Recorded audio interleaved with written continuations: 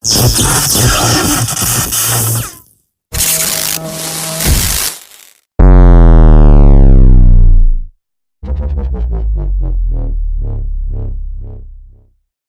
yes, good morning.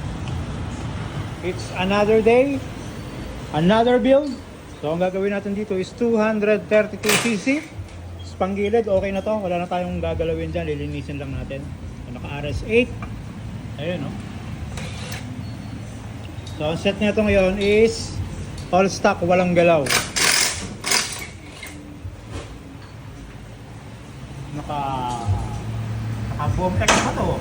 Bombex Ecstasy Extano. Yeah. JBT suspension.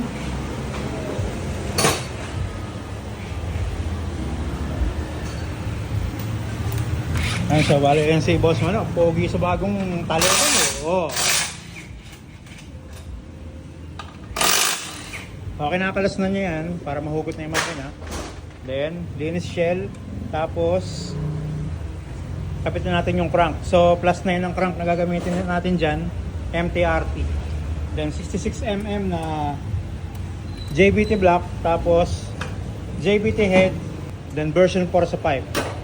Then, sa electronics natin, ECU, RC, Mini X light. Very good. Nire-ready lang to para kalasin. Right, so bali hugutin na natin to, tapos biyakin na kagad natin, ikabit kagad yung crank. Alright. Okay, yan, kalas na yung ating engine. So alam nyo na to, kalas cover, head, block, biyak, crank. Ayun.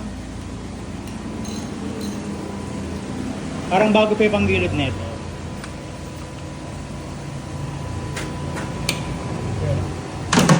Draining!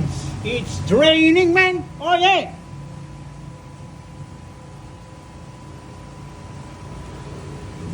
Ayun. It's time to drain. And then cleaning. And then assemble it. Kung kinakalas yung kanyang makina, so ayusin na natin yung piston.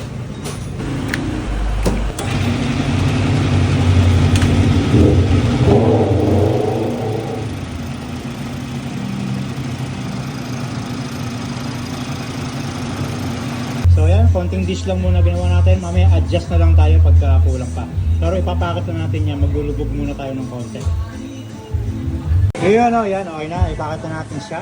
So ang next natin dyan, yung clay test. Tapos pagka nakalusot yan sa clay test natin, saka tayo mag compression ratio measuring. So okay na muna to. Then ito na yung shell, nililinis na lang. Tapos kakabit na natin yung bagong crank. Ito na yung ating crank, kakabit na. Yun, no? Nalagyan na natin ng super pandikit. Yung ginawa natin ngayon is ginawa natin yung top dead center. So ito alam nyo na to. So ang process lang naman ito, katulad lang din ng mga ginagawa natin iba. So bali, tatanggalin na natin to kasi nilagyan natin ng stopper yan. So next natin, play test. Nakakabit na yung headed block natin, yung cam gear, nakagitna lang muna yan. Hindi pa tayo nakakapagsukat. So play test muna tayo. Tayo doon. So dito muna tayo para maitayo natin yung makina ulit. Papalit tayo ng gear dyan. Sa primary, papalitan natin yan. Ito. Yung secondary, palit din tayo dyan. Bali 17 teeth, tapos 1334 yung kanyang secondary. Alright, JBT. So ito na, ikabit na natin, 34 teeth, tapos ikot-ikot. Ayun, no? Ayun. JBT. Na hindi mai-focus. 17 teeth JBT. Alright. Next natin, ita-timing na natin yung cam. Pagka na-timing na natin yung cam yan, pwede na natin isara yung makina.